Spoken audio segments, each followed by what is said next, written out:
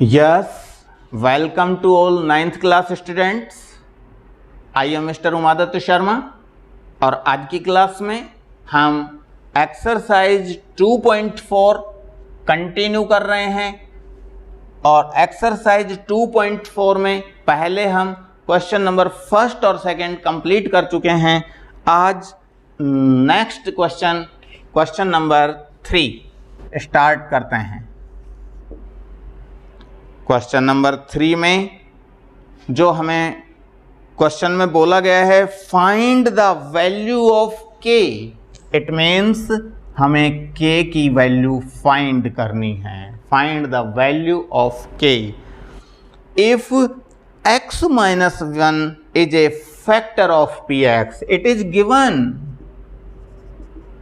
x minus 1 is a factor of px, it is given, then find value of k. Question number इसका third का मैं ले रहा हूं पार्ट सेकंड में दिया है px equals to 2x square plus kx plus √2 और इसी का एक पार्ट मैं इसके बाद लेना चाहूँगा। ये पार्ट लेता हूँ फोर्थ पार्ट है px equals to kx square minus 3x plus k। ये क्वेश्चन नंबर 3 में टोटल 4 पार्ट्स हैं, उनमें से 2 पार्ट्स मैं तुम्हें सॉल्व करके बता रहा हूं। k की वैल्यू फाइंड करनी है in the case x minus 1 is a factor of px। Students question को अच्छी तरह समझ सकते हैं कि x minus 1 is a factor of px, it is given और फैक्टर थ्योरम का यूज करना है। तो हम देख रहे हैं ये रहा x minus a is a factor of px if p of a equals to 0। जो हमने फैक्टर थ्योरम का जो फर्स्ट कंक्लूजन है उसमें तो है x minus is a factor of px if p of a equals to 0। और second part में क्या है? सेकंड पार्ट में p of a equals to 0 होगा if x minus is a factor of px। तो इसमें हम सेकंड पार्ट का यूज करेंगे। क्यों? क्योंकि if x minus is a factor of px then according to factor theorem p of a equals to 0। इसका हम यूज कर रहे हैं क्योंकि क्वेश्चन में हमें k की वैल्यू फाइंड करनी है। x minus 1 is a factor of px, it is given. तो लिख रहे हैं हम इस बात को x minus 1 is a factor of px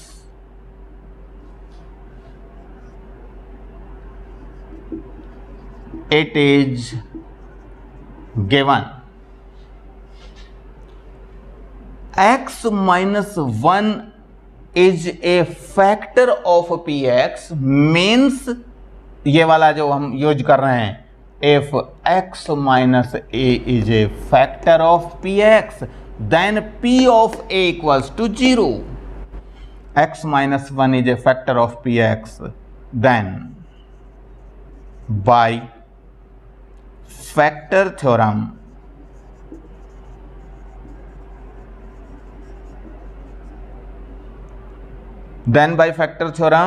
p of a equals to 0,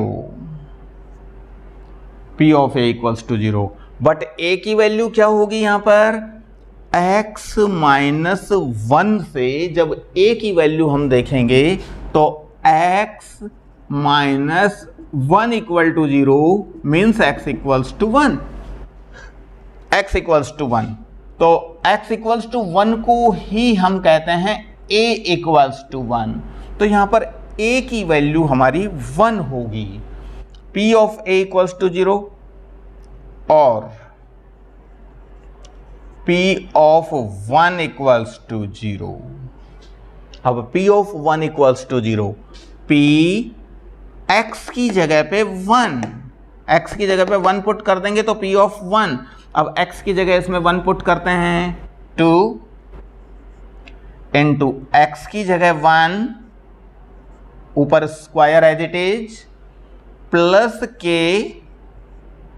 into x की जगह पे 1 plus under root 2 equals to 0। p of 1 equals to 0, तो p ऑफ 1, x की जगह 1 पुट कर दिया, 2 इंटू में x की जगह पे 1 ऊपर square plus k as it is, x की जगह पे 1 plus under root 2 equals to 0। और अब इसे और आगे क्या लिख सकते हैं, 2 1 का square is 1, 1 square 1 into 1 is 1 plus k into 1, k का मल्टीप्लाई 1 से तो मल्टीप्लाई किसी को भी करते हैं तो एज इट इज आता है, तो k into 1 is k plus under root 2 equals to 0। 2 into 1 means 2 plus k plus under root 2 equals to 0। और इस तरह से अब हम ट्रांसपोज करते हैं तो k की वैल्यू, k इक्वल्स टू ये वाला k एज इट इज, ये 2 जब इक्वल साइड के बाद राइट साइड में ट्रांसपोज करेंगे तो +2 से -2 हो जाएगा, और ये प्लस अंडर रूट 2 ट्रांसपोज करोगे तो माइनस अंडर रूट 2 हो जाएगा, साइन चेंज। तो k की वैल्यू हमारी आ गई है -2 माइनस अंडर रूट 2। ये हमारा क्वेश्चन नंबर 3 का सेकंड पार्ट कंप्लीट हो गया है, क्योंकि हमें k की वैल्यू ही फाइंड करनी थी। तो k की वैल्यू -2 माइनस अंडर रूट 2। अब हम वापस फोर्थ पार्ट पर आ रहे हैं। फोर्थ पार्ट में भी क्वेश्चन में गिवन तो वही है हमें कि x minus 1 is a factor of px और k की वैल्यू फाइंड करनी है। सेकंड पार्ट में px ये था, जबकि फोर्थ पार्ट में px डिफरेंट है। तो px को हम क्या करेंगे, वही x minus 1 is a factor of px, x minus 1 is a factor of px. It is given.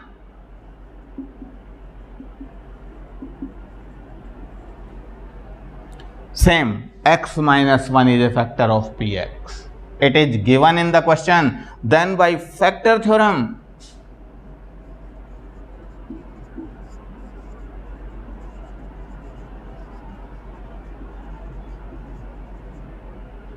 Factor theorem का हम ये वाला पार्ट यूज कर रहे हैं, सेकंड वाला part. If x minus a is a factor of px, it is given, then p of a equals to 0। तो यहां पर x minus 1 is a factor of px, then by factor theorem p of a equals to 0। ये p of a equals to 0। But यहां a की जो value है वो हम क्या देख रहे हैं, p a की वैल्यू 1, क्योंकि x minus a, if x minus a, x minus a की वैल्यू 1 है, तो p of a equals to 0 means p of 1 equals to 0। अब p of 1 equals to 0, p of 1, x की जगह 1, x की जगह 1 पुट कर दो, तो x की जगह जब 1 पुट करेंगे तो क्या आएगा, k इंटू एक्स की जगह 1 स्क्वायर -3 इंटू एक्स की जगह पे 1 plus k equals to 0 as it is. P of 1 की वैल्यू यहां P ऑफ x की जगह 1 पुट करते हुए हमने ये लिखी है और इक्वल्स टू 0 के 1 का स्क्वायर मालूम होना चाहिए, 1 into 1 is 1 minus 3 into 1 means 3 plus k equals to 0। के का मल्टीप्लाई 1 से, के का मल्टीप्लाई 1 से के minus 3 plus k equals to 0। ये के प्लस के means 2k minus 3 equals to 0 और 2k minus 3 equals to 0 transpose करेंगे तो 2k इक्वल्स टू 3, माइनस 3 का ट्रांसपोज किया तो 2k equals to 3 and k equals to 3/2। k की वैल्यू 3/2 हो गई है। इसी के साथ हमारा क्वेश्चन नंबर 3 का 4th पार्ट भी कंप्लीट होता है, क्योंकि इसमें हमें k की वैल्यू ही फाइंड करनी थी। और अब हम आ जाते हैं नेक्स्ट क्वेश्चन नंबर 4 पर। क्वेश्चन नंबर 4 और क्वेश्चन नंबर 5 दोनों ही बहुत अच्छे क्वेश्चन हैं। स्टूडेंट्स क्वेश्चन नंबर 4 और 5 को बहुत ढंग से समझेंगे। क्योंकि क्वेश्चन नंबर 4 और 5 अगर हमें समझ में आ जाते हैं तो ये चैप्टर हमारा कंप्लीट होगा, अदरवाइज ये चैप्टर इनकम्प्लीट जैसा ही होगा। क्वेश्चन नंबर 4 और 5 दोनों को हम केवल 9th क्लास में नहीं, आगे 10th class, 11th class, 12th class और उससे आगे भी सभी जगह पर सभी क्लासेज में यूज करते रहेंगे। इसलिए क्वेश्चन नंबर 4th और 5th दोनों को मैं बहुत अच्छे ढंग से समझाने की कोशिश कर रहा हूँ। स्टूडेंट्स बहुत अच्छे ढंग से समझने का अपना प्रयास करेंगे, एफर्ट अपने अच्छी तरह ट्राई करें। Question number 4, question number 4 factorise. इसमें हमें फैक्टोराइज करना है और फैक्टोराइज करने के लिए एक मेथड है splitting the middle term method.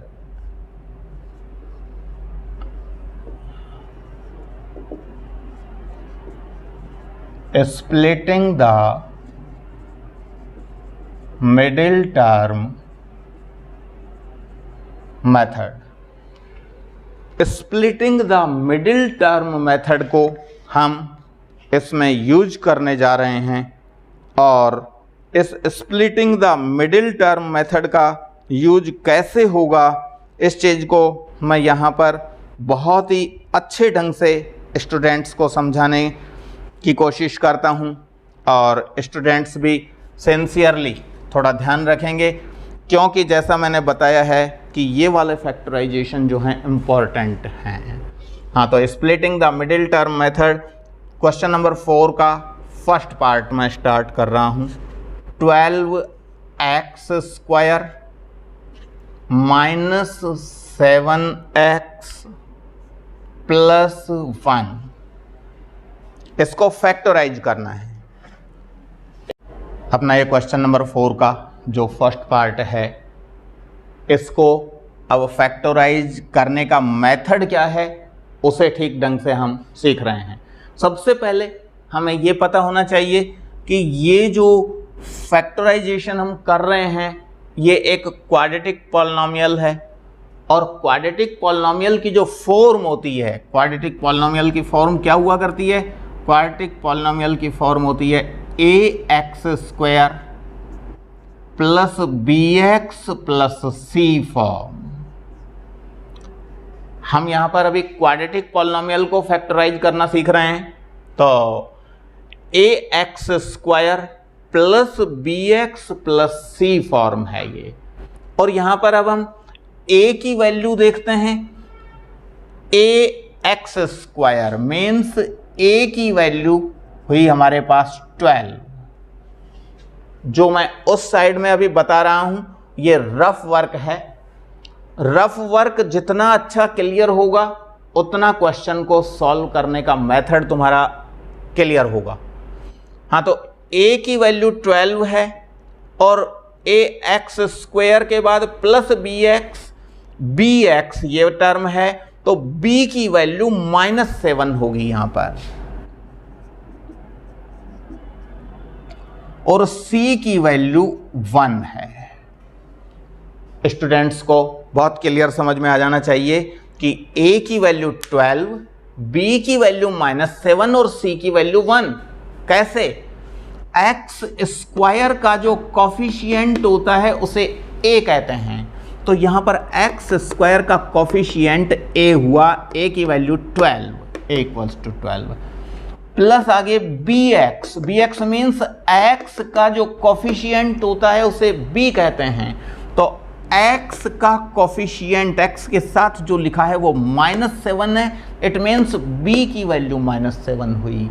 और कांस्टेंट कॉफिशिएंट जो है जिसमें x ना हो उसे हम c कहते हैं, तो वो c की वैल्यू हमारी यहाँ पर 1 हुई। a, b और c तीनों वैल्यू हमने इसमें से सेलेक्ट कर ली।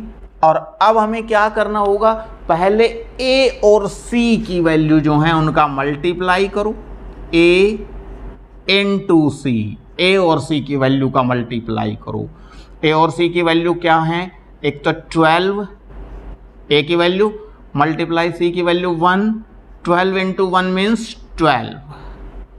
a और c की वैल्यू जो हैं उनका मल्टीप्लाई करने पर हमें प्रोडक्ट मिल गया है 12। और साथ में अब हम जो b की वैल्यू बीच में देख रहे हैं, b की वैल्यू कितनी है, -7। हमें करना क्या है, अब ये 12 जो है ये तो प्रोडक्ट होना चाहिए, और जो ये -7 है इसको हम सम या फिर डिफरेंस से सेट करेंगे।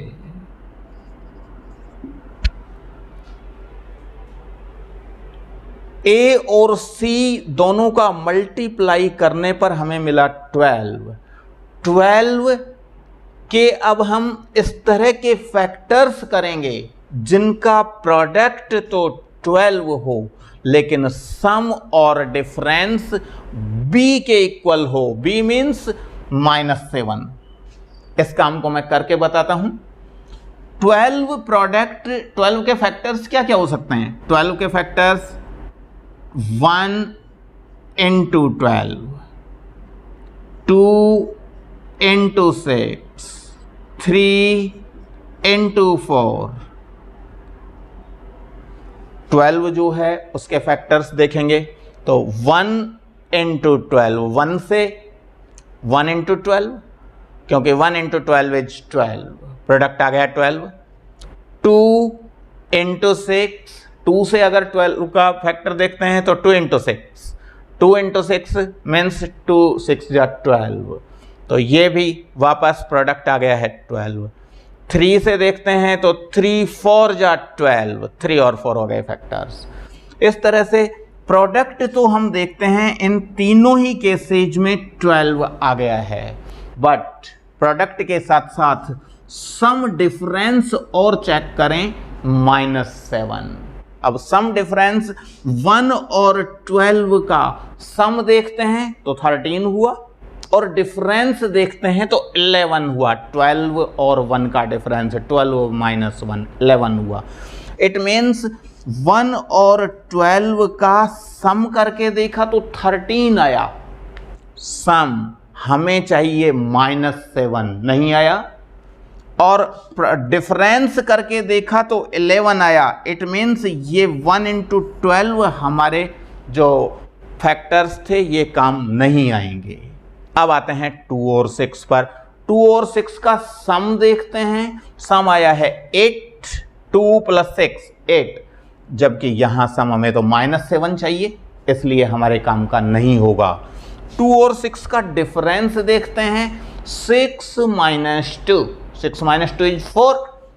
अब इससे सम तो आ रहा है 8 और डिफरेंस आ रहा है 4, दोनों ही हमारे -7 नहीं आए। इट मीन्स ये वाला फैक्टर भी कैंसिल, ये भी हमारे काम नहीं आएगा। जरा 3 और 4 के बारे में सोचें।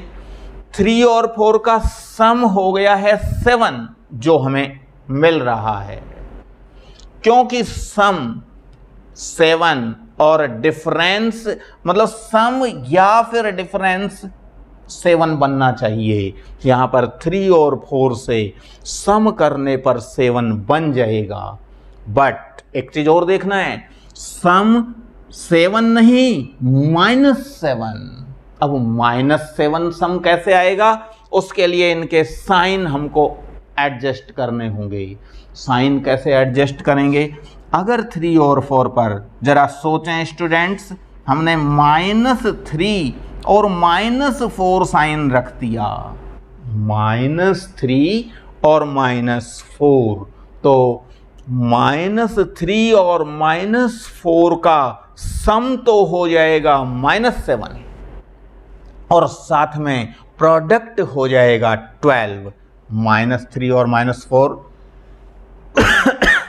को जब मल्टीप्लाई करोगे, माइनस इंटू माइनस प्लस 3 4 जा 12, तो प्रोडक्ट 12 भी हो गया है और सम -7 भी हो गया है।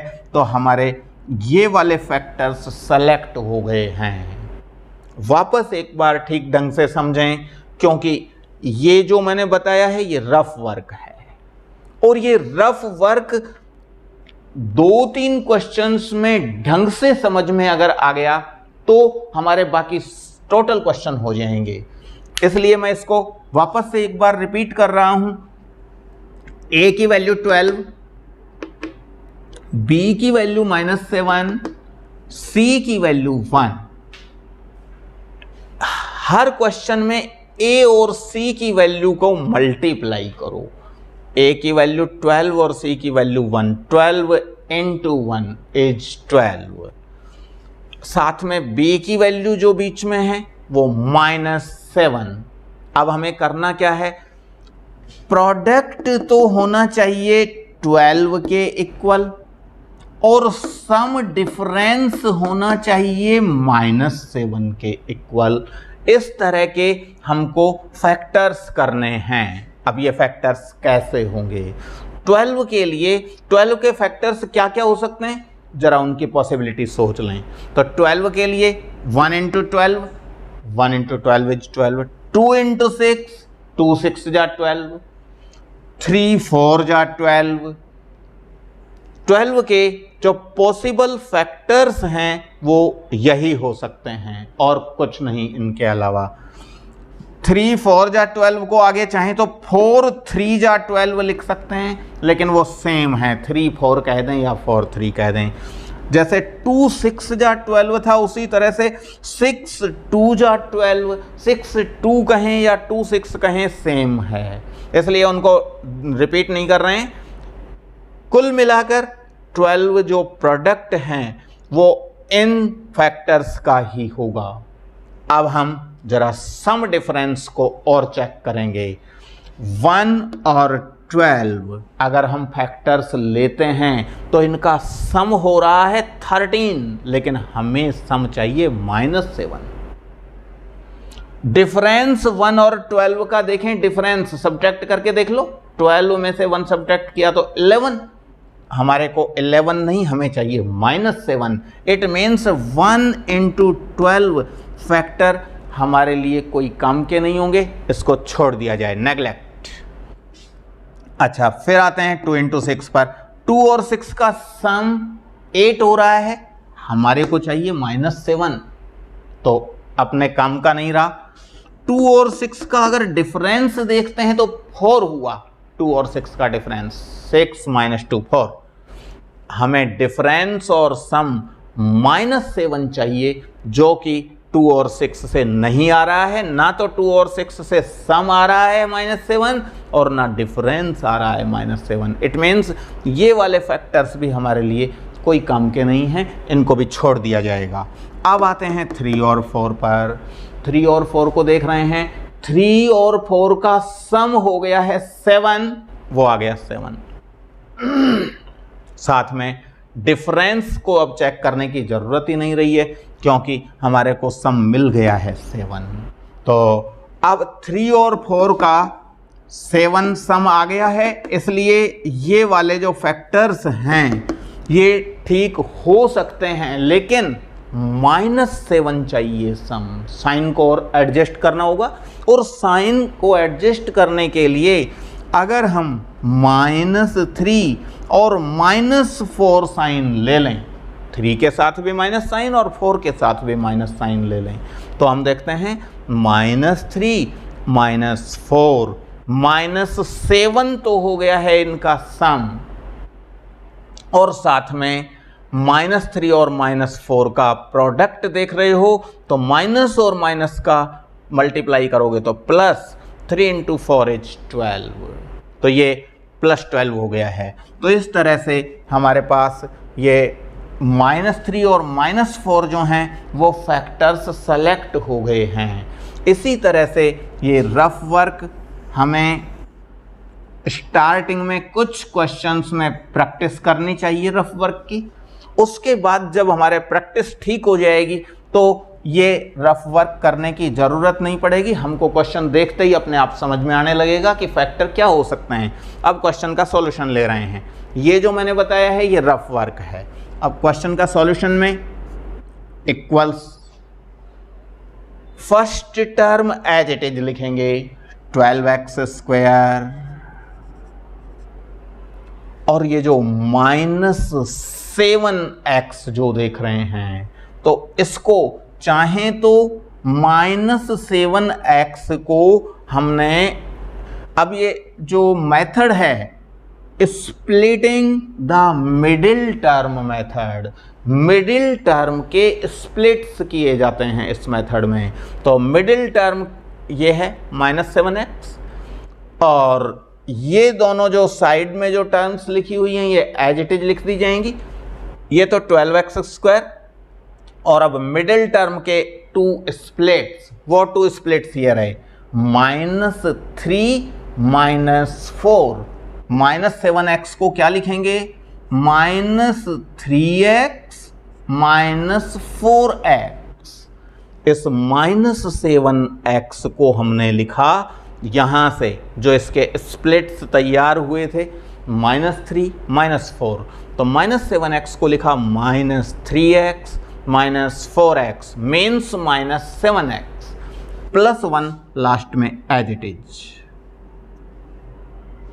First term as it is, last term as it is, और जो मिडिल टर्म है उसके 2 स्प्लिट्स। तो मिडिल टर्म -7x थी और उसके 2 स्प्लिट्स हमने यहाँ से लिए हैं जो रफ वर्क से किया था काम, -3x -4x। इनको पहले -4x को बाद में -3x को भी लिखा जा सकता है। स्टूडेंट्स चाहें तो इनको पहले -4x बाद में -3x भी लिख सकते हैं, ये सेम हैं। अच्छा, अब हम देखते हैं ये दोनों टर्म्स और ये दोनों टर्म्स, इनमें से हम कॉमन लेंगे। कॉमन कैसे लेंगे? न्यूमेरल्स जो देख रहे हैं यहाँ तो 12 है और यहाँ 3 है। 12 और 3 में से कॉमन आया हमारा 3। 12 और 3 में से अलग से करके बता रहा हूँ, 12 और 3 में से कॉमन 3 कैसे आ गया? 12 को हम लिख सकते हैं 3 × 4 और 3 को 3 × 1।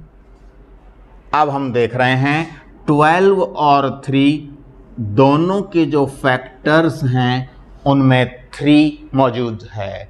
It means 3 common.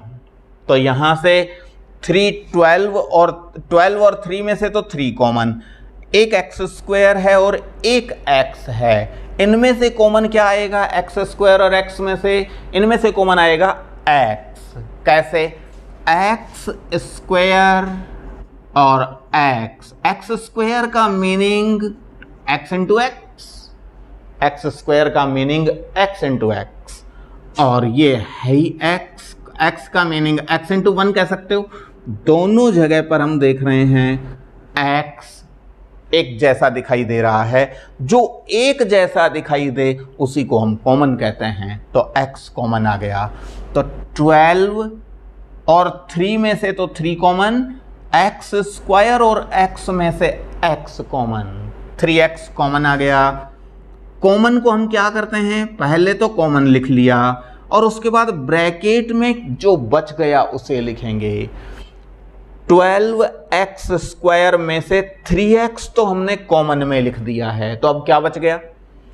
12x square में से 3x जब कॉमन में लिख दिया तो 3x से डिवाइड कर दें 12x स्क्वायर को, या फिर यहां से देख सकते हैं ये 12 में से मैंने बताया था कि 3 तो कॉमन आ गए, 3 कॉमन आ गए तो 4 बच गया। 12 और 3 में से 3 जब कॉमन आ गया तो 3 कॉमन आने के बाद 3 4 जा 12, 3 से डिवाइड कर दिया, 4 बच गया। एक्स स्क्वायर में से एक एक्स कॉमन में आ चुका है, कॉमन में जो आ चुका है उसके बाद एक एक्स और बच गया, उस एक एक्स को लिखेंगे 4x माइनस 3 कॉमन में आ गया, x कॉमन में आ गया। 3x पूरा जब कॉमन में आ गया है तो अब यहां से क्या बचा हुआ रहेगा? यहां से बचा हुआ रहेगा, स्टूडेंट्स ध्यान दें, 1। यहां पर 1 रहेगा, ना कि ऐसा ना सोचें स्टूडेंट कि 3x पूरा कॉमन में लिख दिया है इसलिए यहां से तो कुछ भी नहीं बचा, ऐसा नहीं है। यहां से 1 बच गया। अब कैसे बच गया 1 ऐसे बच गया, 3 अभी मैंने बताया था जो कॉमन लिया जाता है उस कॉमन से डिवाइड किया जाता है। जैसे 3 में से 3 जब कॉमन आ गया तो 3 से 3 को डिवाइड करेंगे, 3 1 जा 3, 1 टाइम्स डिवाइड हुआ तो ये 1 आ गया। और वैसे अगर यहां से देखें तो 12 और 3 में से 3 जब कॉमन आ गया तो 12 में से तो बचा 4 और 3 में से बचा 1, तो वही हमने लिखा है 4x माइनस 1। अब यहां से देखते हैं common, minus 4x plus 1। Reality में यहां कॉमन कुछ भी नहीं है, कुछ भी नहीं है मीन्स कॉमन 1 है। कैसे? ये यहां पर 4 और 1 में से कॉमन देखना है हमें, 4 और 1 में से कॉमन, 4 और 1 में से कॉमन देखोगे तो 4 को क्या लिख सकते हैं? 4 और 1 में 4 को 4 इंटू 1, 1 को 1 इंटू 1, तो एक तरह से यूं मान सकते हो कि 1 कॉमन आ गया है हमारे पास। 1 कॉमन इस तरह से मान सकते हो, 4 को 4 इंटू 1, 1 को 1 इंटू 1। कॉमन क्या होता है? जो दोनों में हो। तो 4 और 1 दोनों में हमें वैसे कॉमन होता क्या है? कॉमन कोई ऐसी नंबर होती है जिससे दोनों डिवाइड हो जाएं। तो 1 से 4 भी डिवाइड हो जाएगा, 1 भी डिवाइड हो जाएगा। तो कॉमन आया ये वाला माइनस साइन 1 तो कॉमन। अच्छा, 1 जब कॉमन लिया जाता है तो एज इट इज अंदर बच गया, जो कुछ लिखा हुआ है वो एज इट इज बचेगा। तो 1 कॉमन लिया तो यहां से तो 4x। लेकिन एक और, जब कॉमन में ब्रैकेट से बाहर माइनस साइन लिया गया हो तो अंदर ब्रैकेट में साइन चेंज होता है, ये याद रखने की बात है। तो ये प्लस साइन जो है ना ये चेंज होकर माइनस लिखा जाएगा और 1 एज इट इज। अब एक फर्स्ट टर्म यहां से यहां तक है और सेकंड टर्म यहां से यहां तक है। इन दोनों टर्म्स में 4x माइनस 1 कॉमन लें, क्योंकि 4x माइनस 1 दोनों जगह पे है, इसलिए हम कहेंगे कि 4x minus 1 common. 4x minus 1 common लेने के बाद क्या बच गया? इस फर्स्ट टर्म में से जब 4x माइनस 1 कॉमन लिख दिया तो बच गया 3x माइनस, और इस सेकंड टर्म में से 4x माइनस 1 तो कॉमन में लिख दिया तो बच गया 1। ये हमारे फैक्टर्स हो चुके हैं क्वेश्चन नंबर 4 के फर्स्ट पार्ट में। क्वेश्चन नंबर 4 का फर्स्ट पार्ट जो था उसके फैक्टर्स मैंने काफ़ी ढंग से समझाने का प्रयास किया है। और अब स्टूडेंट्स, वैसे क्वेश्चन नंबर 4 का जो सेकंड पार्ट है, क्वेश्चन नंबर 4 का सेकंड पार्ट, उसे खुद अपने होमवर्क में, पहले रफ वर्क में इसको क्वेश्चन को सॉल्व करने के बाद आंसर ठीक आ जाएं तब होमवर्क नोटबुक में भी नोट कर लेंगे। और क्वेश्चन नंबर 3 में भी मैंने 2 पार्ट छोड़ दिए थे। ये पार्ट थे क्वेश्चन पार्ट फर्स्ट और पार्ट 3। ये दोनों पार्ट भी स्टूडेंट्स अपने होमवर्क नोटबुक में नोट करेंगे। और आज की क्लास को यहीं फिनिश करते हैं।